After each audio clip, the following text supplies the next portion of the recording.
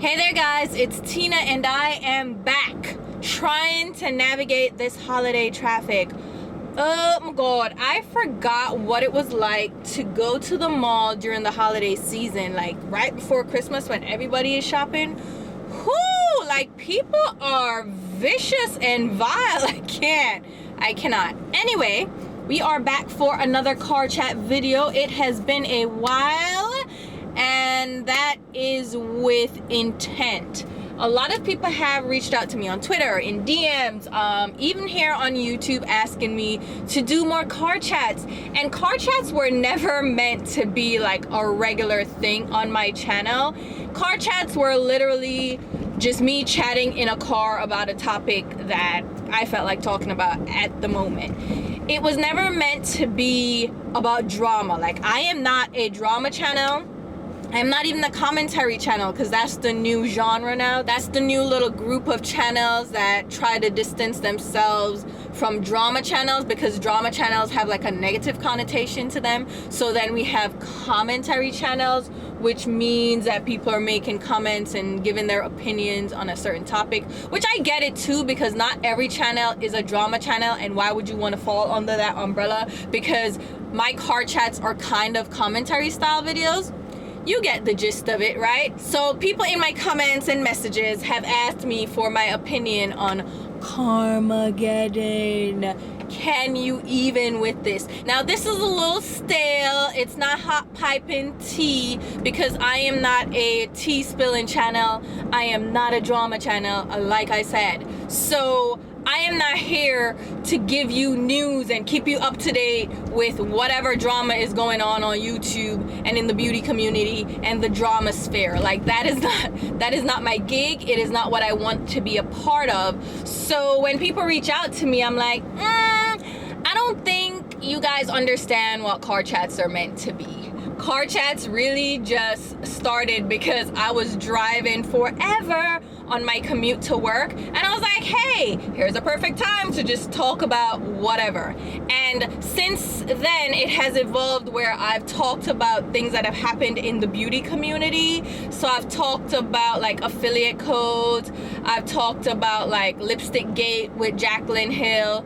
I've spoken about the whole makeup geek thing as well. I've spoken about rich looks most recently with racism. And that's the thing, I will speak on topics that directly involve the beauty community and are big topics to discuss, and things that hit home with me that I find interesting or that I feel like I need to say something about.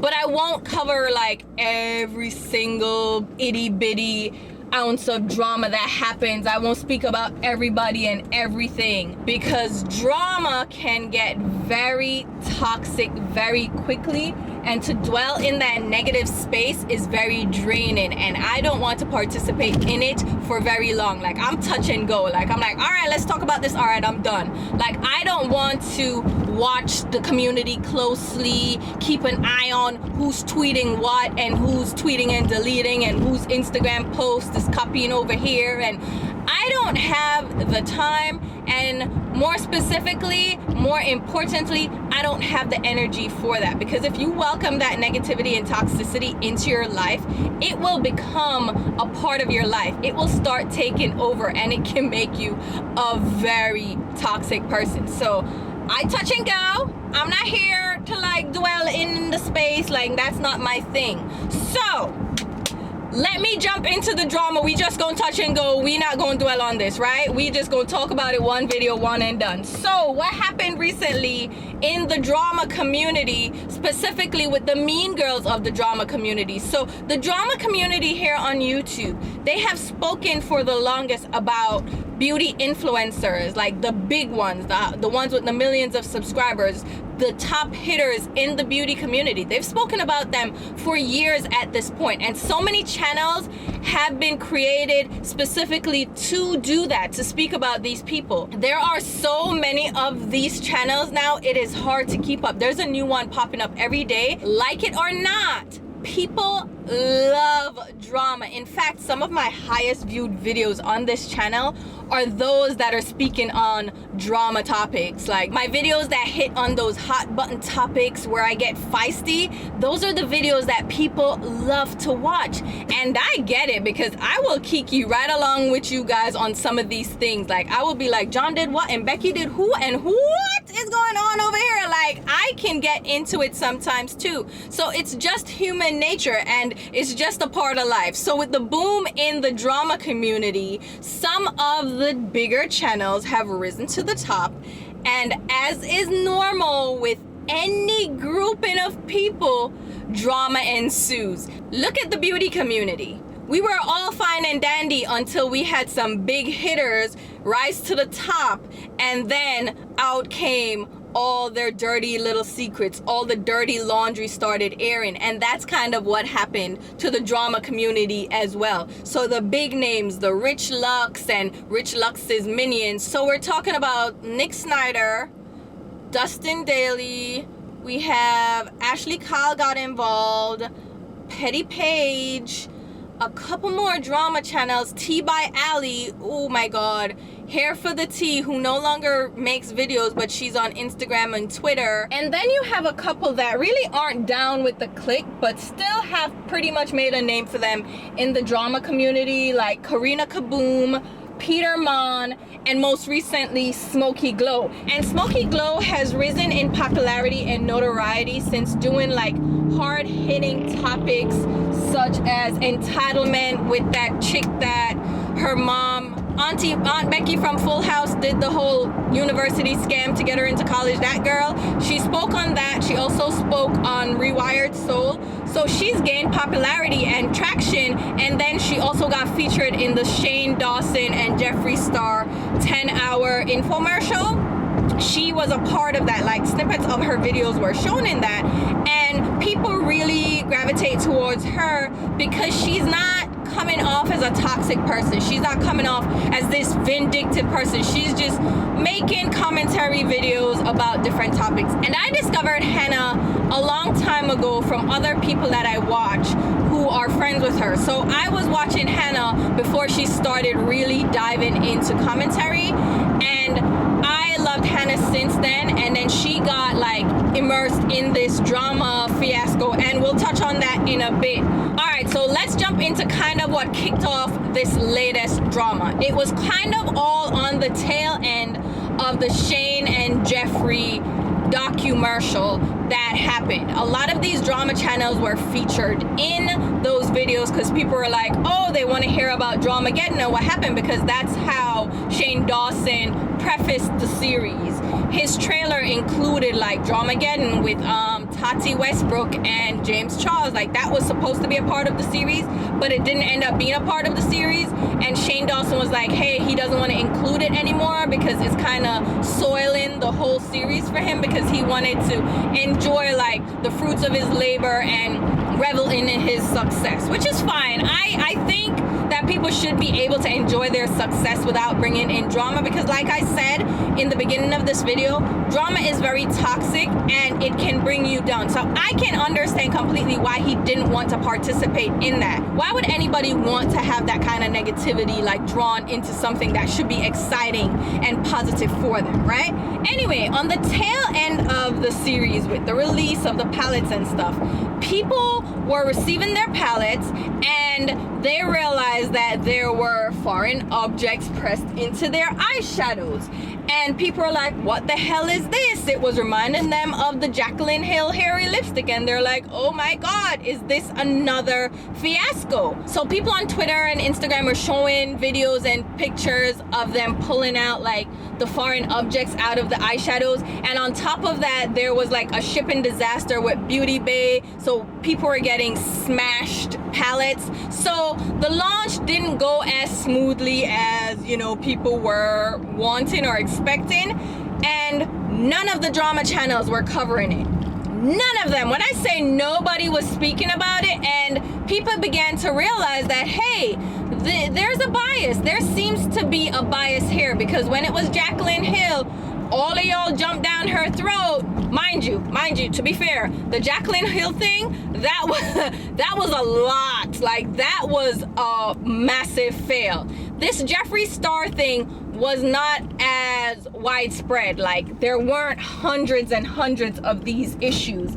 There were like isolated incidents, I'll give you that. And for a launch that involved 1 million pallets, I can see how this was just like a minuscule drop in the bucket. So it wasn't making waves at this point. But still, drama channels cover the most mundane things, the most petty ass topics. So it's like, why aren't you guys talking about Jeffree Star? Why aren't you talking about this? And lo and behold, the subscribers and the viewers were finally seeing and accepting that there is a bias towards Jeffree Star. And let's call a spade a spade. Jeffree Star is like, he is almost like a kingpin in the mafia, the beauty mafia.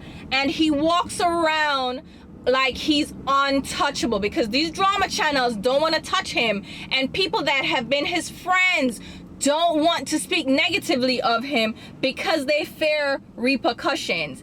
And it's obvious, and no one is addressing this shit. Jeffree Star is almost like the Godfather of the beauty community. The minute you say anything bad about him, the minute you have a run-in with him, it's like your career will tank. Your channel almost gets blacklisted. You get blacklisted, and it's almost like you can't see the same success that you were seeing before when you were associated with him. And so people are so scared and so nervous to bring his name up and speak about him. And we've seen it so often with people that have butted heads with him. Let's talk about Kat Von D. How did that work out for her? And to be fair, she did dig herself a bigger and deeper grave with anti-vax and anti-Semitism, and how she's responded to all the critique that people have about her and how she chooses to live her life or whatever. So, all right, to be fair, that happened as well. But I feel like her speaking on Jeffree Star was also a part of her demise. I do think so. Stephanie Nicole was another one that went in on Jeffree Star, and she experienced such backlash and hate. Like, people went after her. A lot of people were in her corner, but a lot of people also went after her. And Stephanie Nicole has since taken a step back. I think Morphe was her real undoing, but she still took a step back and she's like doing her own thing now. And then you have people like Manny MUA and Laura Lee that are still trying to recover from their run-ins with Jeffree Star. Gabriel Zamora and Nikita Dragon, I don't know what's happening with them, but Gabriel Zamora realigned himself with Jeffree Star. We also have, what's that kid's name? Oh my god, the one with the... oh my god, Thomas Halbert. He's another one that tried to go toe-to-toe with Jeffree Star, and his channel has not been doing well either, and he had to move out of LA and go to Texas because financially he's not doing well. So it's almost like as soon as you have a hiccup with Jeffree Star, you start tanking. Nikki Tutorials, remember when her friendship broke down with Jeffree Star and they started talking about the Two-Face thing? And people realized that they weren't friends anymore. I think she also took a hit, but she kind of got a little bit of a revival when Jeffree Star was like, listen, me and Nikki were cool and stuff. But even when that went down, he was on Snapchat like low-key threatening Nikki Tutorials, like, oh, she ain't gonna open her mouth, she ain't gonna talk nothing because I have all the receipts stacked away over here, I could pull them out, they ain't gonna say nothing. And it's like, hold up. It's like, if you have a fallout with Jeffree Star, it's a mess. So all these drama channels are afraid to touch him, to speak on him, because lo and behold, the Godfather will have them swimming with the fishes. And I don't know what is going on. So none of the drama channels spoke about the Jeffree Star thing, right? So that is the first thing that people started to note. And then Rich Lux did a video with Nick Snyder, I believe. They were speaking about, let me get this right, the James Charles little competition that he's doing. There's a beauty competition that he's doing. I don't know too much about it, but he and Nick were talking about who the judges would be, and he tweeted out like the list of judges. And it's not like I'm over here memorizing the full list of names, but the one that stood out, the one that triggered this whole drama is Manny MUA, who he calls Manny Mooch, and that's what he called him on the list, like Manny Mooch. And he's been calling him Manny Mooch since Dramageddon happened with Jeffree Star, because he's trying to say that Manny was a mooch because he was a social climber and he tried to just benefit from his friendship with Jeffree Star. And he calls Laura Leech because he thinks she's a leech. And he's used these nicknames repeatedly in videos, and he hasn't let it go. Like, he continues to call these people these things. And Manny's father was fed up. He was done with it. He was like, listen, stop. You need to stop bullying my son and stop calling him out his name. And people are like, Manny's father should have stayed out of it. Manny's his own person. Like, his dad shouldn't come out here defending him. And you know what? You don't know what it's like to have a child that's under fire. And when your kids are that young too, you still are going to be protective of them. Even when they're freaking grandparents themselves, if you're still alive, you'll still want to protect them, because that's just human nature. You protect your offspring. So when Manny's dad went off, he was like, and he didn't go off like attacking. He was just like, yo, stop with the bullying. It's not okay. Manny has learned, he's grown, and I've seen a lot of people say that about Manny. I don't watch him anymore because his content just isn't for me, but a lot of people have said that. They've noticed that Manny has grown. He's shown like a different side of him. He's matured a lot, and people are getting more and more into him. So it's almost like Rich Lux can't let it go and just let people thrive and grow from their mistakes. And people are allowed to grow from their mistakes. Manny wasn't out here like killing people. Like, let him grow, you know? And I think the dad was well within his right to freaking go off. And this opened people's eyes into seeing how toxic these drama channels are. Because Rich Lux came on, and his apology, I think he did apology. Was it an apology, or he just brought it up in a video where he said that he doesn't see why Manny's dad is carrying on like this, and it's not bullying because he doesn't see why Manny Mooch is offensive, and he should just get, pretty much saying, yo, get over it because I called you that all this time and now you want to act up. And the thing is, nobody wants to be called names, and nobody wants to be reminded of a time in their lives where they weren't their best representation of themselves. No one wants to be constantly brought back to that place. And Rich Lux won't let Manny move on. You know what I mean? And it's about time to let that shit go. So Rich Lux was not apologetic at all. He was more on the end of, yo, get over it. I say what I say, I do what I does, and whatever.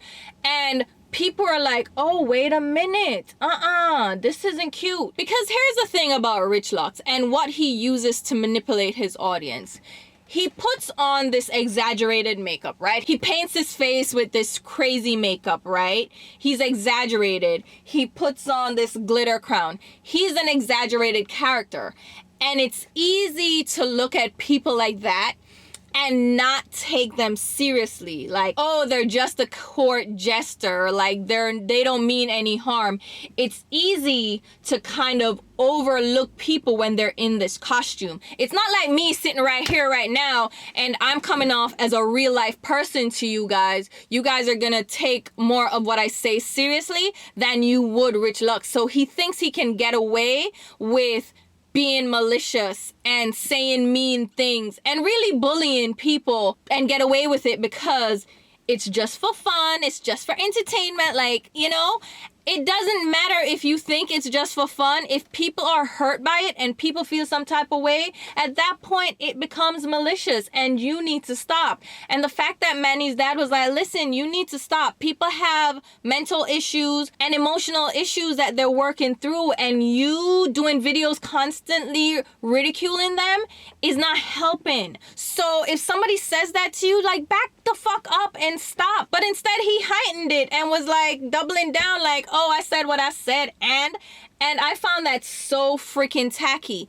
And then here's where it kicked off even more. Luscious Massacre, who is also a friend or ex-friend of Rich Lux. So Rich Lux is almost like the Jeffree Star of the drama community at this point. So Luscious Massacre used to do like collaborative videos with what's his face? Rich Lux. Here we go. Jeffree Lux. So they used to do videos together, and I found Luscious to be very endearing. It was fun. She's a drag queen. I don't know if they use he or she pronouns, so I'm not gonna even say anything about that, but they used to do videos together and it was fun. And you could see from the videos that they used to do together, because I used to watch a couple of those videos, you could see that Luscious wasn't really trying to be malicious. Like, she was just trying to have fun and joke about it, like actually make it a joke and not trying to be negative too much. Like, she would say things but then put a positive spin on it or try to find the good in things, and I liked that approach. And then Luscious Massacre just disappeared off Rich's channel, and people are like, oh, are you guys not friends anymore? And what's going on? So people have been trying to figure out what was going on with that all this time.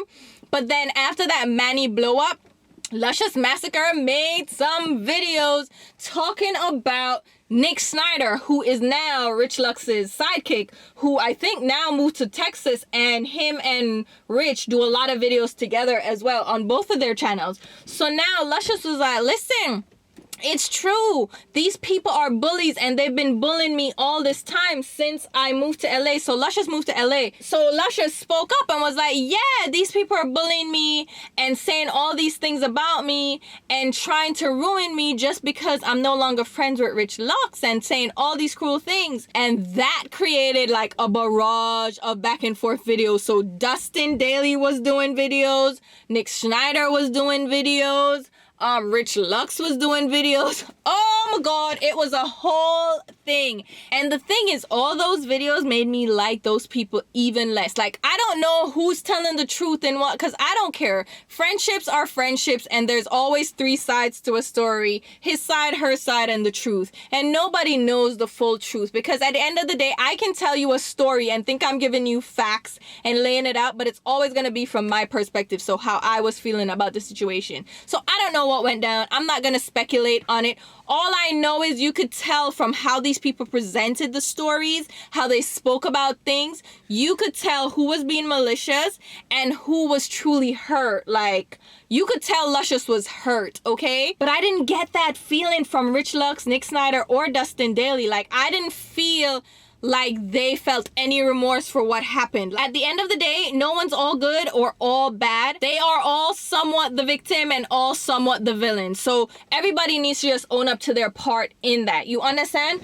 But then that kicked off this whole thing. So it's like this side against this side, and this one's the villain and this one's the victim. And it like caused an uproar. And so more videos came out, more tweets about Rich being racist.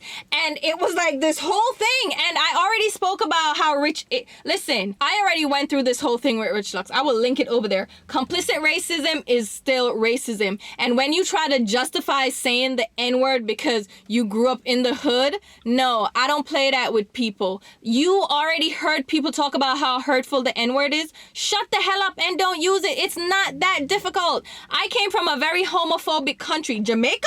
Oh my God, we are so homophobic there. Literally, there are people that are murdered because of their sexual orientation. We have songs that speak so negatively about the LGBT community. Our whole culture is anti-LGBT.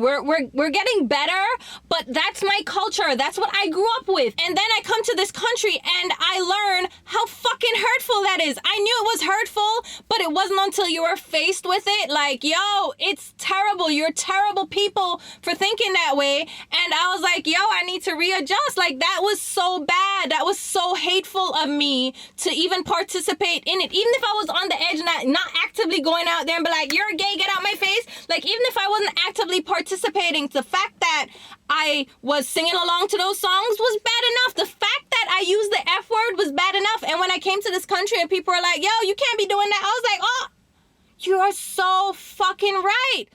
That F word is just as bad as the N word. Like, we shouldn't be doing that. So if it's so easy for someone like me who grew up with that whole thing to be like, you know what? I was wrong. My culture was wrong, and I should never have been doing that. And I've learned, and I'm still learning. And I would never say that word now. You know what I mean? And you could probably go back and find, thank God I didn't have Twitter back then.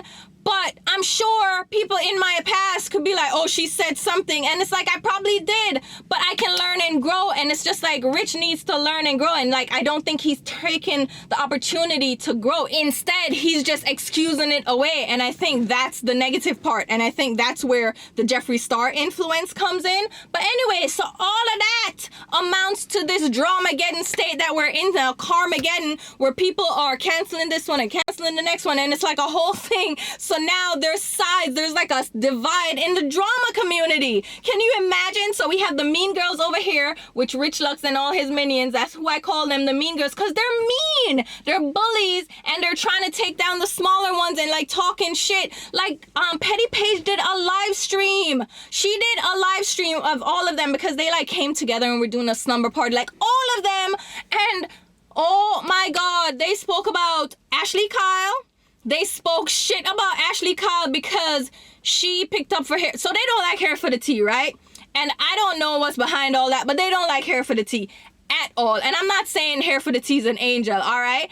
But they don't, like, they have blackballed her 100%, okay? So they don't like hair for the tea, but hair for the tea had defended Ashley Kyle in some situation. I'm not gonna act like I know the details of this, all right? But Ashley Kyle and Hair for the Tea kind of came to a mutual understanding about something because she did something positive for Ashley. And Ashley was like, you know what? You cool. We not buddy, friend, best friends, but I'm chill over here. Like, we here. Like, we're on a level right now. And they didn't like that. They didn't like the fact that Ashley Kyle was like, you know what? We chill.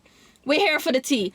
Who the fuck? Like, you don't get to determine how people interact with other people just because you're in your little clique and they're not a part of the clique. So then you're gonna like push. No, you don't get to outcast people and tell people who to be friends with. Like, what the fuck is that? No. And then, oh my God, they spoke about Smoky Glow. So here's the thing. And Jen Love's reviews got, whoa, oh my God. So Nick Snyder had, was this a birthday party? I think it was his birthday party. So Nick Snyder had a birthday party and invited all these drama channels and a couple of beauty channels as well. And Jen Love's reviews went to that.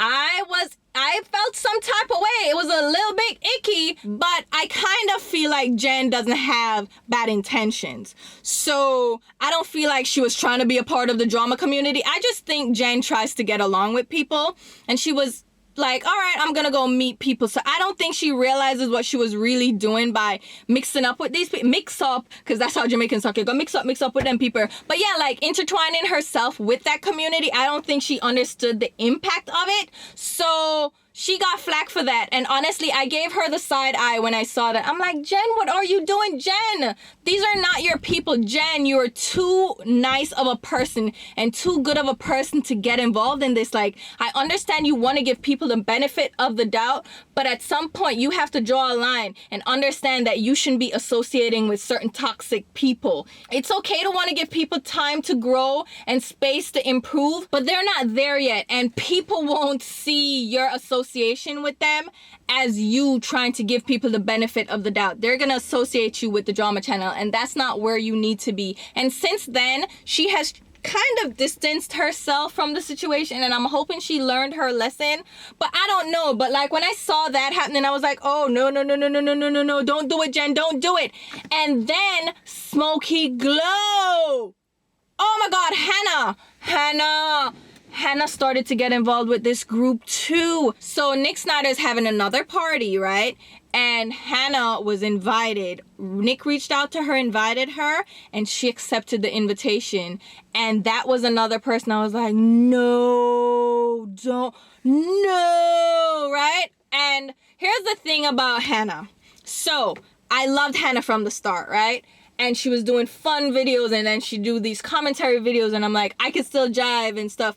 And then she really started doing the commentary videos. Like, she really did them non-stop. And I found myself not watching as many of her videos anymore because I wasn't interested. And like I said, I don't like to involve myself in the drama too much. Like I'll put a little toe in, a little in, but I don't want that to be what I watch all the time, you know? So Hannah uploads a lot, and most of her content started being drama videos, and I'm like, please, Hannah, I get it. It's lucrative. She's making so much money off those videos. She gets so many views. The money is rolling in. And I know it's easy to fall for that money trap. Like I said, some of my most viewed videos are drama videos.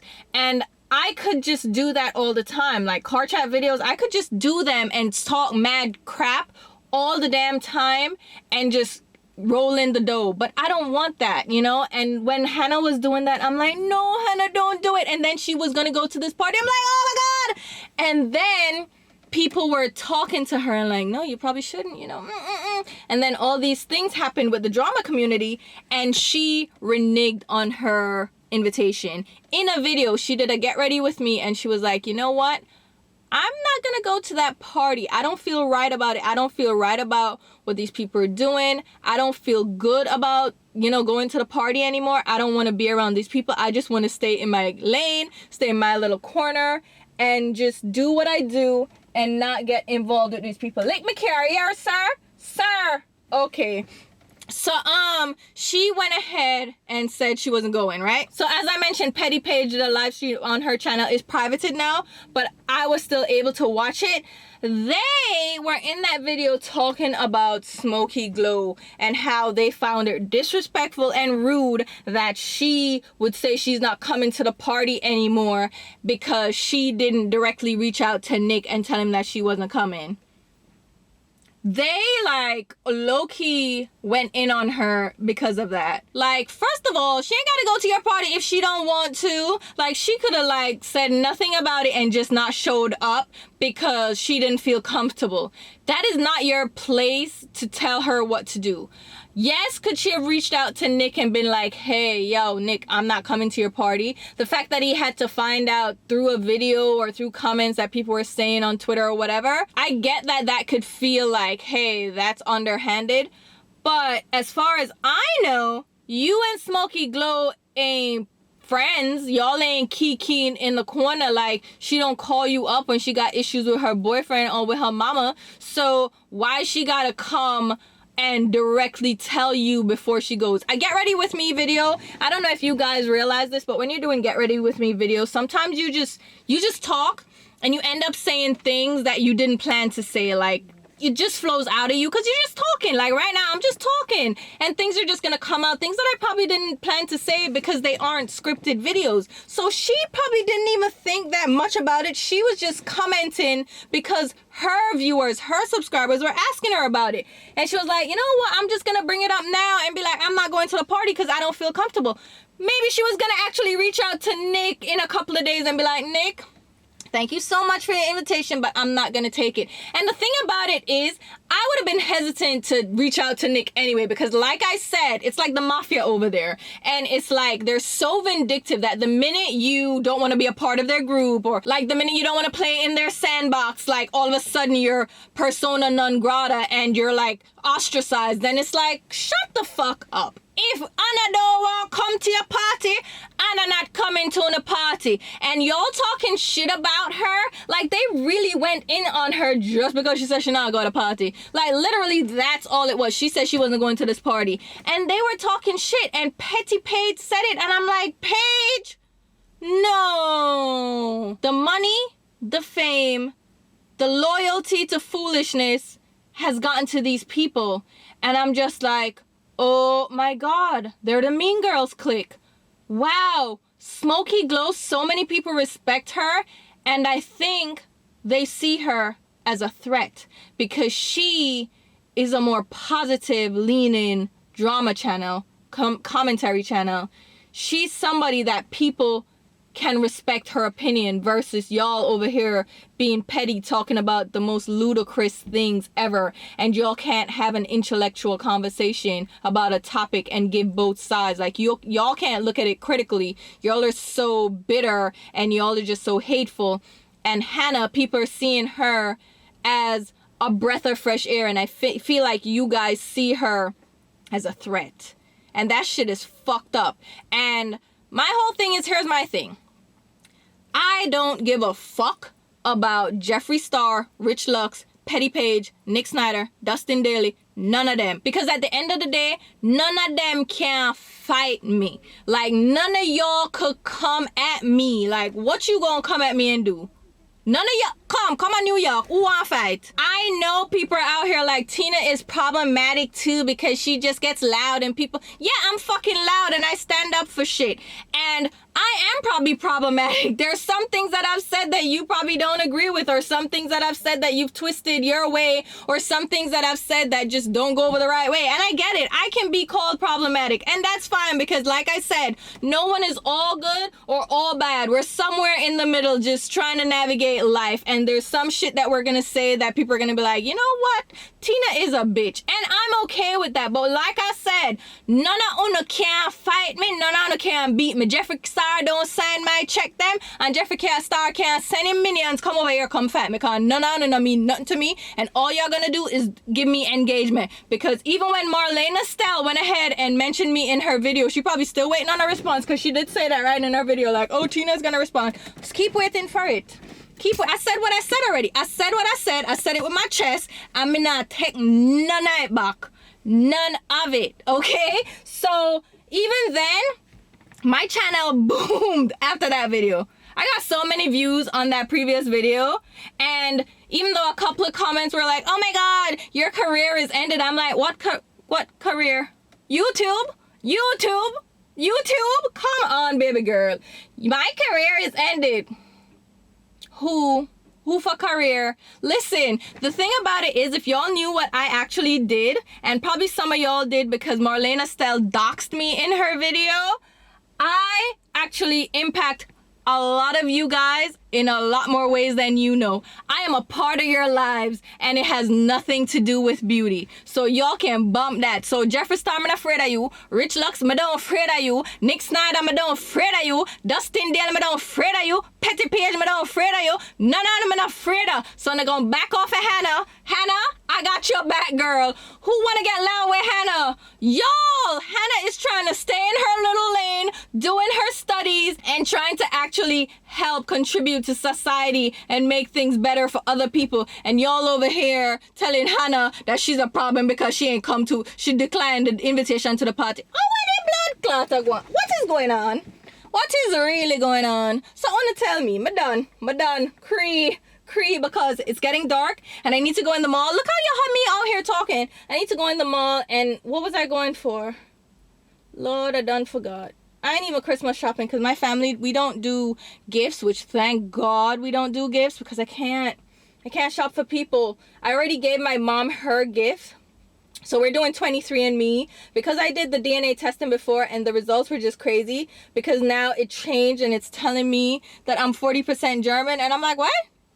Who is German? Y'all stop it. So now I got that for her, and I got her something else that she said she wanted. So she already got her gifts because she's in Miami. I'm going to Miami for Christmas as well. And then my nieces and nephews, they're all about the money. They're older now, so they're like, give us money. So I don't even remember what the hell I was going into the mall for. What was I going for? Oh, now I remember. I'm going to Ulta to get my travel shampoo and conditioner. Anyway, that is all I have for you today. That is the drama, the karma that's happening. I don't know how you guys feel about these drama channels anymore, but it's coming to a head as it was expected to. Because like I said, when things boom, when there's a group of people and things are booming and people get famous and the heads get big and the notoriety is there, guess what happens? Drama. And that's what's that's what's happening now. And I don't know if you guys still like respect these people, follow these people, or if you're giving them the side eye now, because they are bullies. And if you're affecting people's lives and they say that to you, back off. Like, let people live. Like, beauty, YouTube, makeup, it's not the end all say all, okay? Social media, at the end of the day, you can click off and you're back to the real world. So none of this means anything really in the grand scheme of things. Like, if people come for me, I can literally just shut down my channel, shut down Instagram, shut down Twitter, and keep it pushing, and it wouldn't affect me as a person. And I think people need to realize that these people shouldn't be bullying you. It shouldn't feel like the mafia. It shouldn't feel like they're the Godfather. And it shouldn't feel like you are at risk for speaking up about them and for standing up for yourself and standing up to their bad behavior. It's not okay. And I think the tides are turning and people are realizing, and people aren't giving them as much credibility as we used to. And we aren't just like going along to get along anymore. Let me know what you guys think. I'm gonna run up in this mall and go get my shampoo. Whoo, look upon the crowd. Lord have mercy. Wish me luck, and I hope you guys are having a good holiday, and I'll talk to you soon. Bye.